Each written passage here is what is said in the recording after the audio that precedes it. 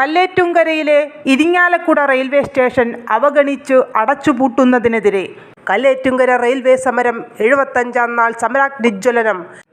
കേരള നെൽവയൽ സംരക്ഷണ നിയമം നിർമ്മിക്കാൻ സംസ്ഥാന സർക്കാരിനെ പ്രേരിപ്പിച്ച മുരിയാട് കർഷക സമരത്തിന് നേതൃത്വം നൽകിയ കർഷക മുന്നേറ്റം സമരപോരാളികൾ കല്ലേറ്റുംകര സമരമുഖം ശാക്തീകരിക്കാനെത്തുന്നു.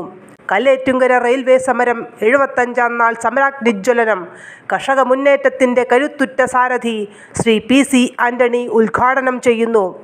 ഇന്ന് വൈകിട്ട് 5-ന് ആളൂർ ഗ്രാമപഞ്ചായത്ത് പരിസരത്തു ചേരുന്ന സമരാഗ്നിജ്വലനത്തിൽ ശ്രീ ഷാജു താഴേക്കാടൻ സമരസന്ദേശം പകരും. ഡോക്ടർ സണ്ണി ഫിലിപ്പ് ഇതുവരെയുള്ള സമരാവലോകനം നടത്തും.